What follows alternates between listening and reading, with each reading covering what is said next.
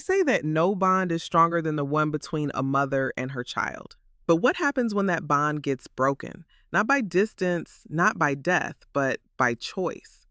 This is the story of how a mother who gave everything to her son finally made him realize what it means to lose everything in return.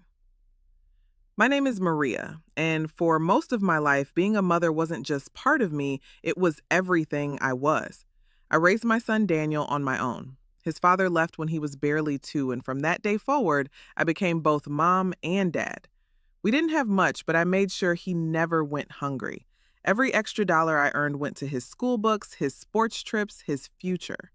I worked double shifts at a grocery store, sometimes coming home so tired I could barely stand, but seeing him smile made it all worth it.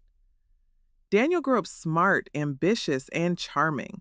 He had this way of making people believe in him, and I did most of all. When he got accepted to university, I cried tears of joy. It felt like all the sacrifices had finally meant something.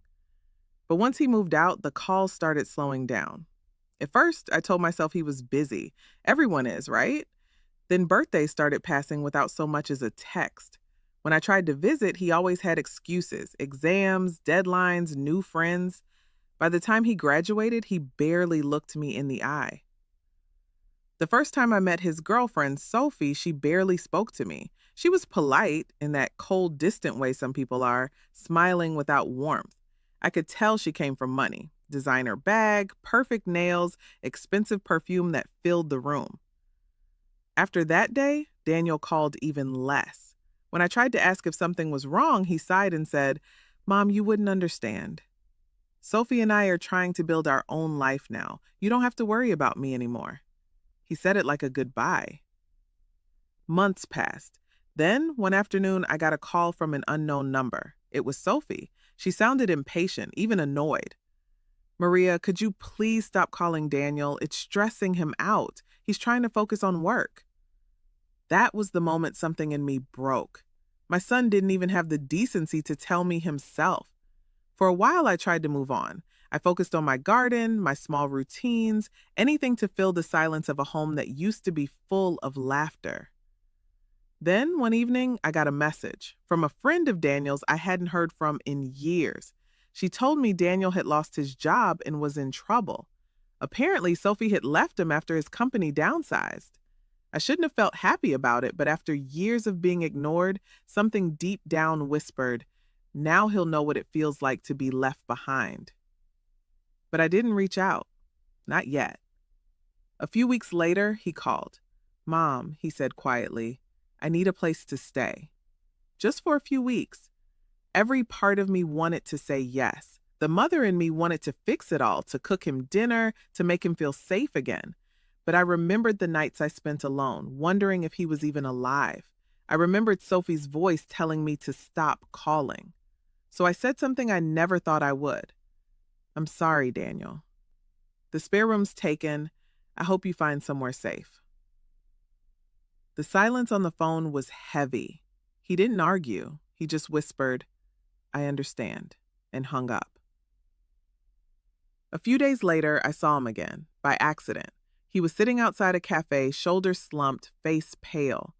He didn't notice me at first, but when our eyes met, I could see it. Shame. He came over slowly. "Mom," he said, "I'm sorry. For everything." I wanted to believe him, but I'd learned that words mean nothing without action.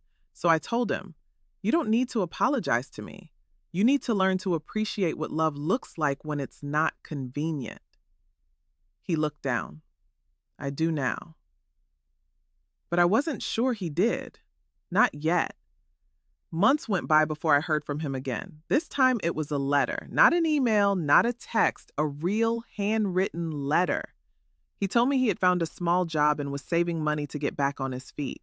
He wrote about how Sophie had left when his money ran out, and for the first time in years, he admitted how much he'd taken me for granted.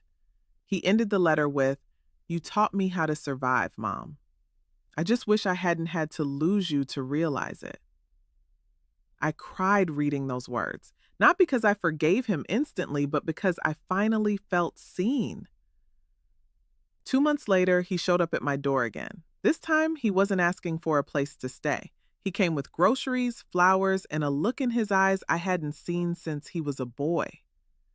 "I don't deserve to come in," he said, "but I'd like to help fix the garden if that's okay." I didn't answer. I just handed him the gloves and pointed to the weeds.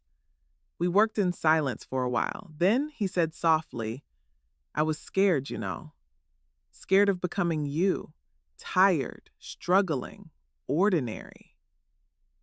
I laughed through tears. "And now?" I laughed through tears. And now? He smiled, dirt on his hands, sweat on his forehead.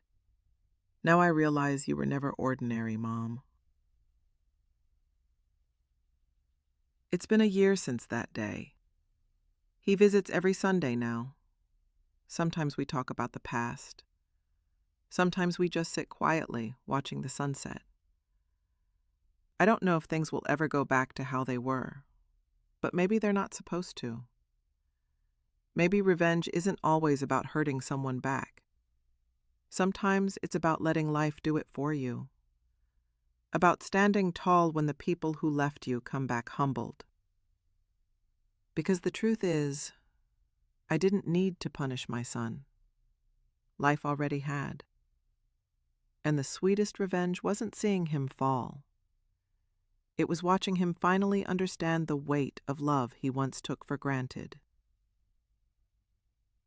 If you enjoyed this story, hit like, comment with your mom experience, and subscribe for more satisfying pro-revenge stories.